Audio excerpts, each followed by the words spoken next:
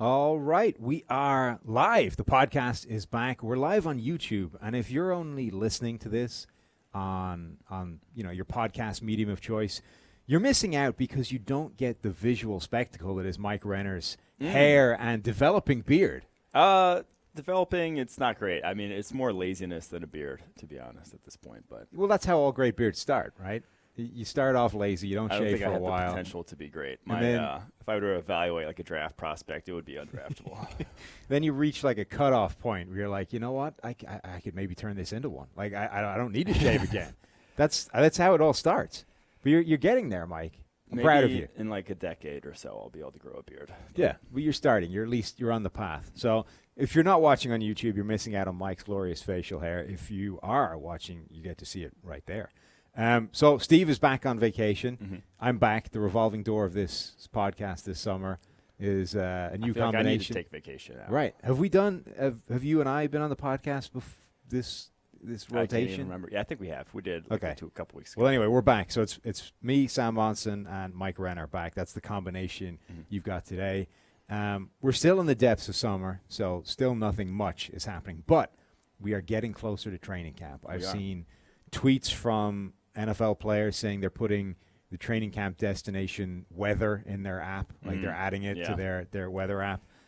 So everybody is starting to get football's on the horizon, or at least camp is on the horizon, which means we can actually start talking about something sensible. But there's a few things kicking around the NFL, so we'll hit on all those. And the other thing we're going to hit on today is our offensive line rankings. So our sort of preseason look into the year offensive line rankings went live on PFF.com. We'll run through those as well, and then we'll get out. Then we'll get out of here. So the big topic, Mike, is Melvin Gordon talking about holding out, wants a new contract, wants to get paid, and if they don't want to pay him in Los Angeles with the Chargers, he wants to be traded. And this is sort of coming at the end of an offseason where running backs don't matter has been the sort of topic du jour of the analytics community and football generally. So it's an interesting time for a very good running back to be making noises and trying to hold out, particularly coming off the back of the whole Le'Veon Bell saga. Yeah, and to me, in this conversation, there are two very distinct sort of issues at play. One is, if you're looking at it from Melvin Gordon's side of things, obviously you should be holding out. Yet with the state running backs that are in the NFL, with the career lengths that we see from this position, yes, get all your money as soon as humanly possible. There is no reason to be risking your career, which is what you're doing every time you get a handoff, on a rookie deal without, sort of guarantees when you're in a position like that, when you are a franchise, in quotation marks, caliber running back.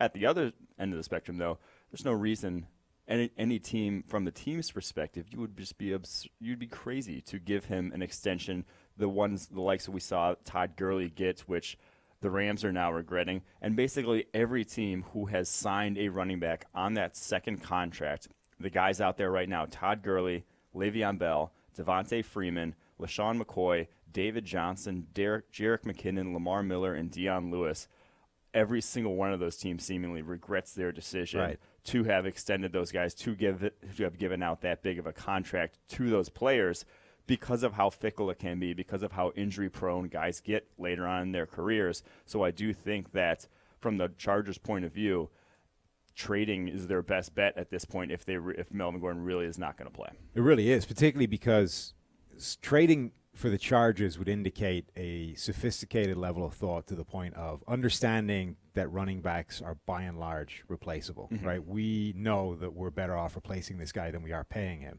And it also represents the knowledge that there's probably some teams out there that haven't realized that yet. So we're better off because we know we're better off, and we're also better off because we know there's a few teams out there dumb enough to take the other side of it. So I kind of tweeted I had a two-pronged tweet attack on this that summed up my feelings on it, which is running backs should be in like a near constant state of holding out at this point. Like the second you get a sniff of an excellent campaign or an excellent piece of play where everyone thinks you're good, get more money. Try, because what have you got to lose? Because at the moment, you're getting screwed by the system. Yeah. Running backs are the one position where like all of their best years are in that first rookie contract, and unless you're a first-round rookie, Yeah, you're you getting peak screwed. as a rookie. Right, Like, your you're rookie peak. contract means you're getting hosed. Mhm. So the second you get a good bit of perform, you should be trying to hold out and get a different deal. And then the flip side of that is the second a running back tries to hold out for more money, the team should cut bait and move on because it's just never worth it. Almost never.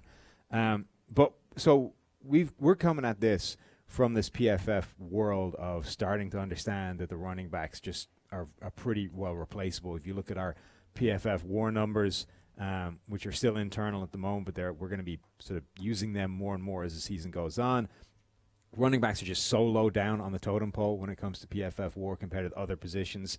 The wins that they account for are so small because all the legwork is done by the blocking. It's done by the scheme. It's done by the quarterback, the passing game, the defense. It's not the running back that's generating most of those by and large. But we've done some interesting kind of work on it. What's another sort of fascinating part of it is I think Melvin Gordon is probably underrated overall, which probably doesn't help his case for holding out in that I think he is better than people think he is. But him fighting for more money is fighting against the perception of where he is, not against what he actually is. Well, I think he is one of the best, if not the best, sort of case study for why running backs are so replaceable and why is because he's sort of pretty much well agreed upon that he is one of the better running backs in the NFL. People put him in the top 10 to 15 running backs in league-wide, but over the course of his career, he has one season where he's averaged over the league average for yards per carry. Like just last year was the first time he ever did that. Never averaged above 4 yards per carry in the season before that. And that season where he had his best season, his backup came in and outperformed him when he was in. So Austin Eckler comes in and averages a higher yards per carry, is more productive on a per-play basis than Melvin Gordon. So the fact that a top 10 to 15 agreed-upon running back in the NFL can, one, not give you automatically a top-tier running game, which he's only given you for 1 year of his career in the NFL, which because you need the offensive line is so much more important for that. And two, be so replaceable on a small sample size like we saw with Austin Eckler, just means that's why we don't advocate paying these guys a lot of money. So what's interesting is Kevin Cole, one of PFF's new data scientists, he's been doing some work on projecting WAR using PFF data and sort of getting historically similar players in the PFF database. And the three closest comps to Melvin Gordon were Maurice Jones-Drew back in 2012, Clinton Portis back in 2008, and Frank Gore in 2011, all of whom have at one point or other been top-level backs. And again, all of whom probably wouldn't justify a big money contract right now. And his value calculation right now is about $4.5 million per year in terms of contract. Which I'm guessing he's looking for a little bit more. I would imagine he's looking for significantly more than $4.5 million. But that's the kind of level you're talking at if you want to talk about legitimately what the running back is bringing to the table as opposed to what else you need to surround them with. It's almost like the same conversation with those mid-tier quarterbacks. In order for those guys to do what they need to do, you need to surround them with the offensive line and the receiving weapons. The running back is the same story, except they do less on their own, and they need to be surrounded by way more in order for it to work.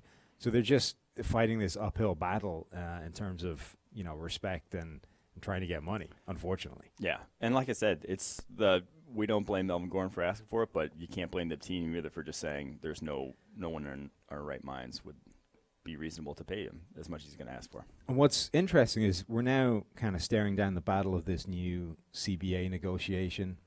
The collective bargaining agreement that's coming up. And one of the things that you would think needs to happen for running backs to get redressed is this idea of their rookie contract to get fixed, some kind of adjustment for outplaying your rookie contract as a running back, because that's where those guys are at their best. By the time they're into their second deal, which is where everybody else makes their money, running backs may be done. Yeah. So they kind of need that rookie contract, but every other position actually makes out better with the other way around. So it's difficult to see how you can carve out this way of fixing the running back contracts without everybody else getting screwed in the process, or at least everybody else getting something they're not interested in fighting for. Yeah, I don't know if they would be willing to make a one-positional exception. With how fluid stuff is, in terms of Ty Montgomery goes from wide receiver to running back, how does that work? And like positional designations in the with the franchise tag are already a hairy, go to arbitration a lot and that sort of thing. It's already a gray area there. I'm not sure they'd ever, but that is realistically the only way that running backs can sort of capitalize and make money going forward, because no one's going to be willing to pay them otherwise, it seems. Teams are finally, I would hope, a lot of them around the league figuring this out. Right. I think really we're just on the precipice of the entire league. I mean, people have been talking about the running back position getting devalued for years. I think we're really on the point of it becoming really, really devalued, where it becomes this position where guys are just drafted every single year, plugged into the system. You just need a young, able body who hasn't broken down yet, who can take advantage of your offensive line, your scheme, and the passing game that you've got and the defense you're going to be doing. You know, like Mike Leach in Washington State could put pretty much anybody back there running back, because they only run the ball when they're given favorable box counts. You know, when the look from the defense dictates that we run, at which point pretty much anybody can do it. I think we're really at the point where running backs are about to get completely screwed if they haven't been getting screwed enough already, which is not good for Melvin Gordon's prospects. But as you said, only takes one, and we saw what happened with Le'Veon Bell still getting a large deal this offseason. I wouldn't be surprised if someone is willing to trade with the Chargers and part way with a pick to then pay him money. That's the thing. Nuts in our eyes. There's 32 NFL teams, and some of them have realized this. Most of them maybe. But there's a few out there that haven't. And the Chargers are probably trying to phone those ones. Yes. Saying, hey, we've got a young, talented running back. Would you be interested in parting with a draft pick? Or maybe two to secure his services. Yeah. So, yeah, good luck to Melvin Gordon. He is an extremely talented player, and it's unfortunate that the league just doesn't value what he does right now. So, hope he gets his money, but wouldn't bet on it, really. All right, let's talk about offensive lines, Mike. We've had an offseason worth of movement. We've had free agency. What's We've really had going to the give draft. you your running game. Yeah, there you go. What's actually going to generate your running game, which is why Melvin Gordon has typically not had the best stats in the world, because the Chargers have been unable to secure a decent offensive line for years. So let's start with that, Mike. Are the Chargers still in the bottom 5 of the NFL? I don't know how they still are. I mean, I do know how they still are, because the guys they have drafted have been bad, and just they've signed guys like Mike Pouncey to big deals. But, yeah, I mean, right tackle still going to be a big issue. Sam's heavy there. The guard position, that Forrest Lamp hopefully we have to back see to him life. at least, yeah, right? Like he has to play at some point. At some right? point they have to put him on the field, and then surely. Dan Feeney was just – that was one of our biggest draft misses to this point. We were high on him similarly. I mean, where they took him was about where we take him, and he has been arguably the worst guard in the NFL. So that's all the more reason to throw Forrest Lamp out there. Yeah, like, how bad could he be, even if he doesn't know what he's doing? So it's got to be better. Still, for I think it's now 11 straight seasons, Phillip Rivers has had the offensive line for the Chargers has been in the bottom 10 in terms of pass blocking. Yeah. Not one single season in the last decade that he's had a good pass checking offense. And that's really amazing. When you talk about wasting a guy's career, like we talk all the time about your offensive line doesn't need to be amazing. It just needs to be not terrible, right? If the Chargers had the 15th ranked offensive line for the last 10 years, how many rings do you think Phillip Rivers has? Rings, I don't know, but I mean, they're like in the playoffs every year if you just have an average offense. And they're probably in a couple of Super Bowls. Yeah. Like that's really, you can point to multiple seasons where the offensive line has been the problem with the Chargers, and Phillip Rivers in particular, who has played some pretty spectacular stuff in the spite of all that pressure. At times he's had some seasons that were absolutely incredible, that were kind of there with that, or those Eli Manning seasons, that 2011 year, where he played incredibly in the face of pressure, but of course he had a defense to match with it then. But if you just put that offensive line from terrible to okay. Yeah, because if you look at the opposite end, so Tom Brady, they're very similar in terms of quick release, protect themselves, not going to bring a lot of pressure onto themselves. Brady's had a top 10 pass blocking offensive line pretty much every year for the last decade. He's been on the opposite end of the spectrum, and it's just, I think, the results of their respective franchise and offenses are indicative of that. The other way of phrasing that is essentially if you move Dante Scarnecchia from New England to the Chargers over the last decade. Well, there's some personnel scouting and whatnot that goes into that. That's sure, but it does look like the second he left the building, that offensive line fell to pieces. And the second he came back, big. Yeah. They managed to transform Marcus Cannon into a good starting right tackle, and a triple option guard into a Pro Bowl. Yeah. So it does look a lot like Dante Scarnecchia has, wizardry when it comes to offensive line coaching. And that's the other thing that's interesting is some offensive line coaching movement this year that I think will be very Mike Munchak going to the Broncos is one that I really want to see because he has been he's been a Hall of Fame offensive lineman as a player, one of the best offensive line coaches in the NFL. Consistently everywhere he's gone, they have had top-tier offensive lines. Broncos have a ton of potential up front. We have them ranked 12th here preseason. I think with what he brings to the table and trying to work that magic on guys like Garrett Bowles, Jawan James, who have teased potential over the course of their careers. Jawan James has been fairly solid, but could these guys turn into legit players? And Dalton Reisner there as well, obviously we love. I like that because we got a lot of pushback for putting the Broncos at 12. People saying it was too high. And this really is the poster child, this offensive line potentially for just getting to average. There might not be a top 10 player in their starting five, but all five of them could be above the bottom half of the league, at which point that'll be a good offensive line if that's the case. I do think that if they stay healthy, and they were trending towards the 12th spot last year before it hit the fan in terms of injuries with Leary going down, Paradis going down, Veldheer going down as well. So I do think that this offensive line, if they just stay healthy, could even outplay that 12th spot very easily.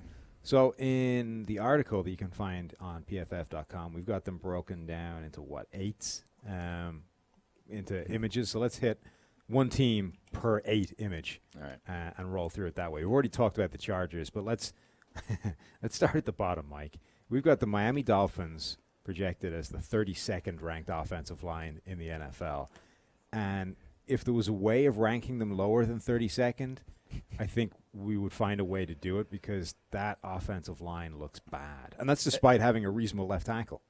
I never understand when your offensive line is going to be – I get that Dolphins are in rebuild mode. This is not – They weren't playing for this year anyways. But when you have just an offensive line that on paper is atrocious and you do next to nothing to address it, you're just going into the next season saying – we're toast. We have no chance here because they spend a third rounder on Michael Dieter, where the guard position at Miami has been cursed for. It's one of the cursed positions in the NFL. They're just atrocious, seemingly every single year. Similar, they have the lowest graded guards in the NFL last season. So good luck to Michael Dieter going there, but that's not going to move the needle enough to make this into anything other than a just. What's really sad is that we're going to go – so what's going to happen, right, is we're going to roll into the season. Ryan Fitzpatrick's going to be starting. We're going to get the typical Ryan Fitzpatrick for 5 weeks. YOLO balls. There'll be one game in there that's amazing, 4 that are pretty terrible, interceptions, sacks, fumbles. It's going to be a disaster, right? Ryan Fitzpatrick gets yanked. In goes Josh Rosen for year 2 of just ass-kicking behind a terrible offensive line. Yeah. And we're going to come out of year 2, and it's going to be Josh Rosen's terrible. Everyone that said he was a decent prospect is an idiot. There might not be a worse situation to have thrown a young quarterback into. No. In years. That's last season's Arizona Cardinals offensive line was historically terrible. And this offensive line on paper it can rival it. Yeah, at least Tunsil's good. So yeah, Laramie Tunsil, one of the better left tackles in the NFL. He is above average. That is about all you can say for this offensive line. Right. And at that point, you're one injury away from just five turnstiles protecting Josh Rosen and wondering why he can't play well. Yeah. Which is pretty harsh. All right, let's move on to They're leaning into the tank, though, which I can that'll respect help. That'll definitely help the tank. The next 8, we've got 24 through 17. Who's the most interesting team on this little image for you, Mike? I think 24 through 17. I think that the Atlanta Falcons are the most interesting team in this one because of, one, how good they were probably a couple years ago. They were a top 5 offensive line, arguably, in the NFL. Falling all the way to 22nd here. Mm-hmm. But it also could be – one, it could be worse if Chris Lindstrom, Caleb McGarry don't hit the ground running, but also it could be a lot better. There's just you don't know with 2 starters, guys starting right next to each other, 2 rookies at right guard and right tackle. So that one's an interesting thing. And then Alex Mack in his mid-30s, is he going to keep up the high level of play or is he going to fall off like we saw from with Vitre like we saw from Ryan Schrader in recent years. Yeah, it's a good one to talk about because this is another one we get a lot of pushback for because people go, well, how can they be worse? They addressed it. They went hard in the draft. 2 first-round picks on the right-hand side. That's fixed. Offensive line done. Yeah. Like, okay, but how many first-round offensive linemen come in and play well right away? Now, obviously, last year we had Quentin Nelson, who's basically the best guard prospect we've ever seen. Yeah. Neither of these guys are Quentin Nelson in terms of prospect, right? Now, they may end up being really good players, but most really good offensive linemen do not start day one really well. They take a while to get adjusted. Year one is typically not good. And actually, if you look at the sort of the data plotting out the development curve in terms of PFF grade by position, offensive lineman is one of the more stable. You know, it doesn't start well. It gets better year 2. Year 3 is where they really hit their stride, and they're actually good players at that point, the ones that are going to be anyway. So, yeah, they did address the offensive line, but they probably didn't address it to fix it this year. That right side still is likely to be an issue this season. The left guard is James Carpenter, so you can't get that carried away. You've basically got Jake Matthews. Alex Mack should be good, but as you say, he's getting up there in years. Will he maintain that high level, or will he start to drop away? So that's, essentially 3 out of 5 positions on your offensive line is at least a question mark. At the very minimum is an issue that we need to be disproven for questioning. So, yeah, I think that, just below halfway, the lower, somewhere in that lower third to mid-third range is the right kind of area for the Falcons, but it's one that could go either way because if those guys do come in and outperform what we expect, they could easily be better. Yeah, and that's the thing with these rankings. There's so many guys in the starting 5 that you just don't know what they're going to be this year. It's so hard to project performance, especially translating from college to the NFL and then even from NFL year to year. So these are our best guesses.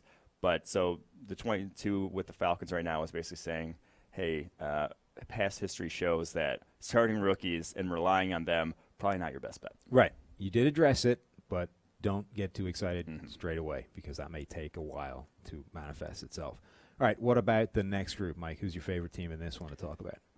My favorite group in the next one to talk about, we already touched on the Broncos, who are 12th. So I will go to the Detroit Lions at 15 because we had said they had just done so much to address it. This was, the sort of they used the first round around Frank Ragnow last year. They had signed Rick Wagner a couple of years back. Like they had invested a lot. They were trying to install this run game for Matthew Stafford, but it just did not work out last season. Frank Ragnow did not look good at guard. He is now at center. I just think there was so much potential for this offensive line, and why didn't it necessarily gel and come together last year? I'm not necessarily sure why. Yeah, and Ragnow, I think, is one that it's almost a perfect example of the Falcons duo, where I think that will start to pay dividends this year. I mean, his start was horrendous. He had 2 abysmal grades right at the beginning. Obviously playing a new position for him, guard. He moonlighted there before at Arkansas, but he was playing center all the time, basically. Moved to guard as a rookie, disaster to begin with. Started to kind of get his feet underneath him as the season went on. And now I think moving back to center, which is his natural position, you should see an actual good player in year 2, not a first rounder or a guy taken at the top of the draft. And you're wondering, why is this guy not dominating straight off the bat as a rookie? Yeah, so the Lions are interesting. The other interesting team in this group to me is the Los Angeles Rams, because they had the league's #1 run-blocking offensive line last season. They were the reason why the Rams were able to lose Todd Gurley, install C.J. Anderson, and see no drop-off whatsoever. They would be the reason why Darrell Henderson, it looks like Todd Gurley if that happens. But there's more question marks there now. They've lost John Sullivan at center, who was, along with Whitworth, a big reason in turning around what was a terrible offensive line before they got there. And they've now got a couple of question marks at guard as well. Yeah, losing Roger Saffold, probably the bigger loss there. He had a very good season last year.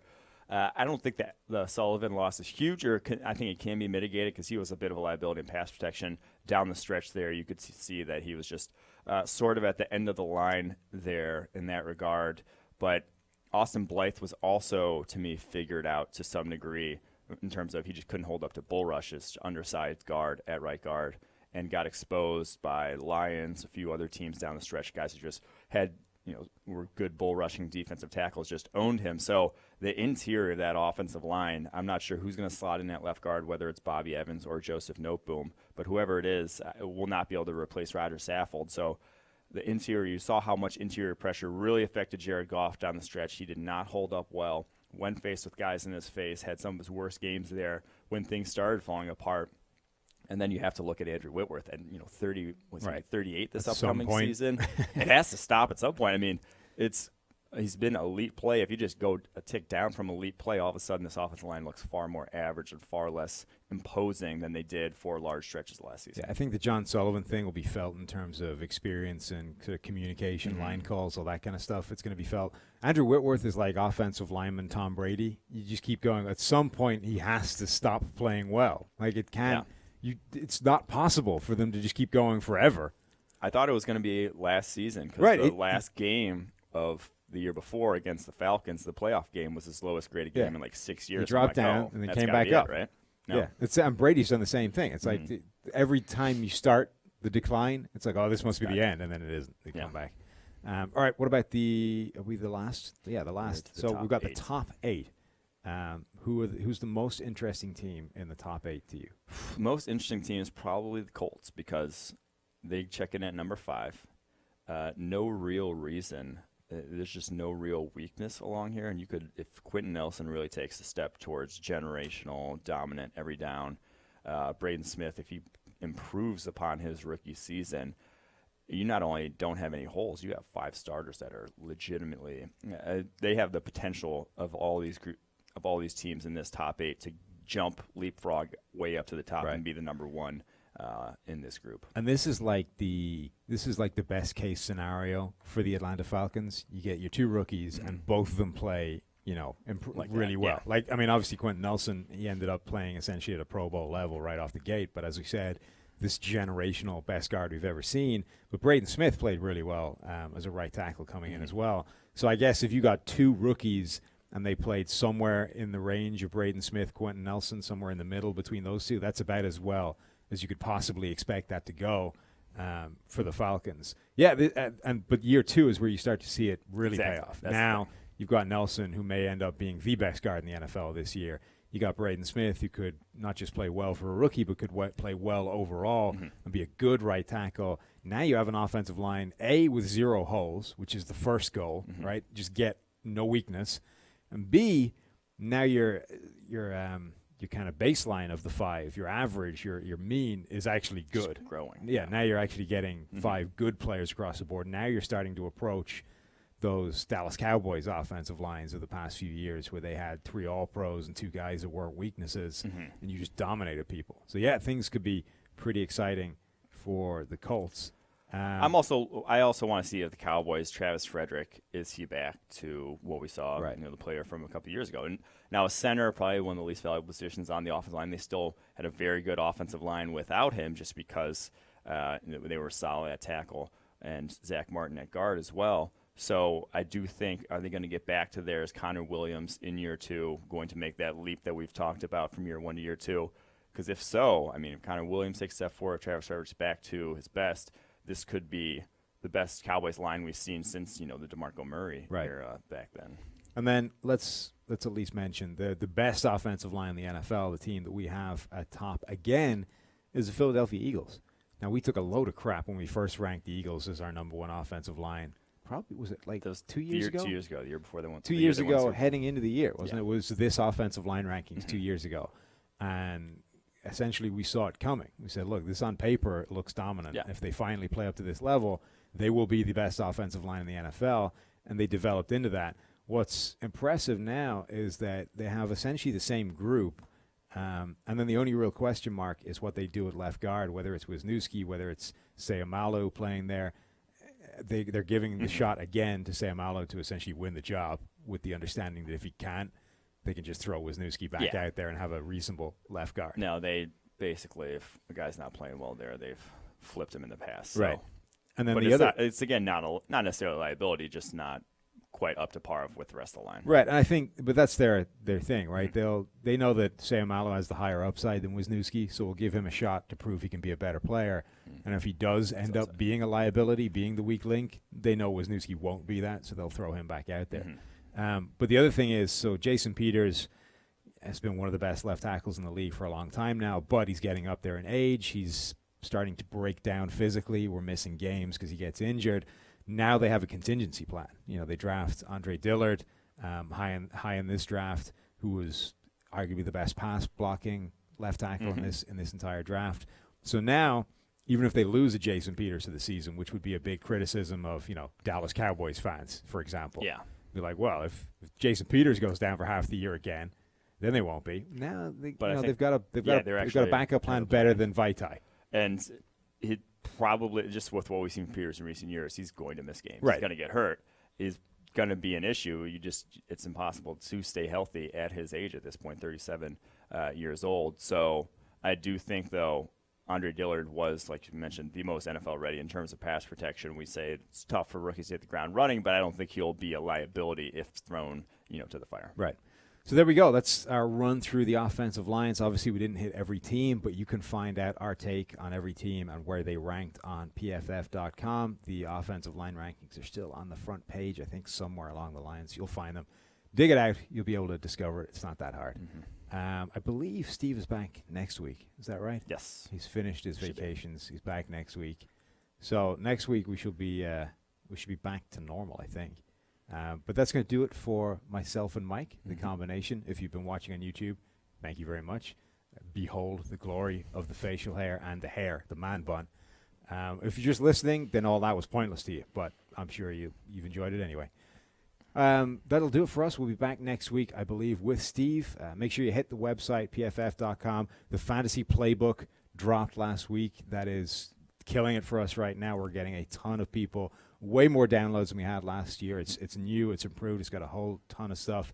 The rankings and the projections are all driven by the PFF data. It's becoming more and more robust as the years go on, as we add data scientists to it, Mike. Data scientists, I'm discovering, is the key, right? When it was just us idiots using the data, I think it was good, but now that you add data scientists to the science part is once they get that scientist part. We were just data guys. Right, we're just data guys. The scientists, we were not. No, now you add scientists to it. Now you're getting some really special stuff.